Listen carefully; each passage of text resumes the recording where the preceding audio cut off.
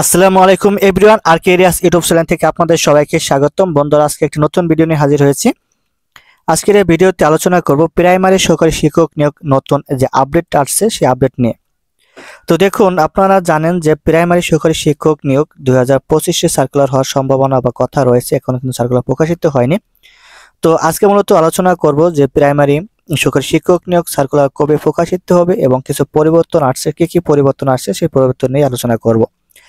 দেখুন, আপনার প্রাইমারি যে সার্কুলারটির আগে যে আপনার নিয়োগ প্রদান করা হতো, সেখানে আপনার 2019-এর একটি বিধিমালা আছে।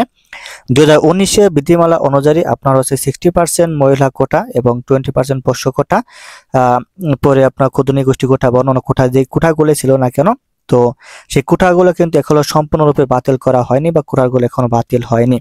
তো যেহেতু কোটাগুলো বাতিল হয়নি, তো কোটাগুলো নতুন বাতিল না দিয়ে আবার নতুন বাতিল না দিয়ে নতুন কোন সার্কুলার প্রকাশিত হতে যাচ্ছে না। তো আপনার কোটা বাতিল দেওয়ার সম্পূর্ণ প্রসেসিং এর কাজ শেষ। এখন আপনার হচ্ছে আইন মন্ত্রণালয়ের কাছে রয়েছে ফাইল জমা রয়েছে। ওখান থেকে যদি তারা চূড়ান্ত আপনার তথ্যটি দিয়ে দেয় বা চূড়ান্ত ফাইলে যদি স্বাক্ষরিত হয়ে যায়, তাহলে বা ওটা যদি গেজেট আকারে প্রকাশ করে, তাহলে আপনি নতুন করে সার্কুলার প্রকাশিত হবে। তো নতুন করে সার্কুলার প্রকাশিত হবে কবে সে বিষয়ে আমি বলি।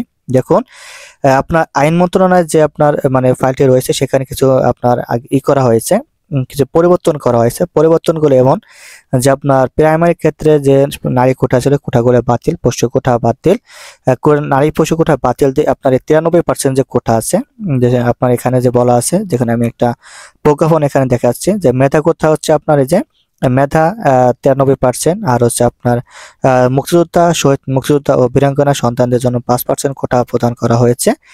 এই 5%, আর হচ্ছে আপনার ক্ষুদ্র নৃগোষ্ঠী হচ্ছে 1% কোটা, আর হচ্ছে আপনার শারীরিক প্রতিবন্ধী তৃতীয় লিঙ্গের জন্য আপনার হচ্ছে 1% কোটা। টোটাল হচ্ছে 7% কোটা এবং 93% মেধা।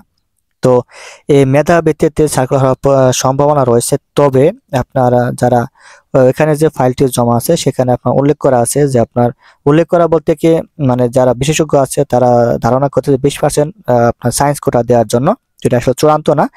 যখন আপনার প্রজ্ঞাপন আপনার চূড়ান্ত আকারে প্রকাশ করা হবে বা প্রজ্ঞাপন বের হবে, তখনই আপনার আশাবাদী যে এখানে আপনার সম্পূর্ণ তথ্য পাওয়া যাবে। তবে এখানে বিজ্ঞান ছাত্রদের জন্য, যারা বিজ্ঞানী সায়েন্সে পড়াশোনা করছে, তাদেরকে 20% কোটা দেওয়ার কোনো একটা সম্ভাবনা রয়েছে। তো দেখা যাক কবে হয়। এবার হচ্ছে আপনার প্রাইমারি যে নতুন যে সার্কুলার 2025, এখানে পদ সংখ্যা ফাঁকা কত বা কতগুলো পদ ফাঁকা আছে। দেখুন, 2025-এ যে প্রাইমারি সার্কুলার, এখানে পদ সংখ্যা ফাঁকা আছে আপনার বর্তমান অনুযায়ী 15,000 প্লাস পদ সংখ্যা ফাঁকা। আর আপনার সার্কুলার প্রকাশিত হতে হতে আরো পদ সংখ্যা বাড়তে পারে। তো আপনার 18 থেকে 20,000 আপনার পদ সংখ্যা হতে পারে। এবার প্রশ্ন হচ্ছে যে আপনার প্রাইমারি নতুন সার্কুলার কবে প্রকাশিত হবে। দেখুন, এই হচ্ছে আপনার জুলাই মাস।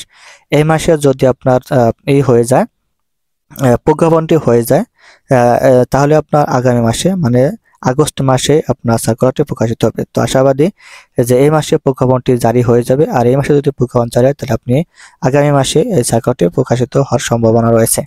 তো এটাই হচ্ছে আপনাদেরকে আপডেট দেওয়ার ছিল। তো আজকে ভিডিও পর্যন্ত সবাই ভালো থাকবেন, সুস্থ থাকবেন। আসসালামু আলাইকুম।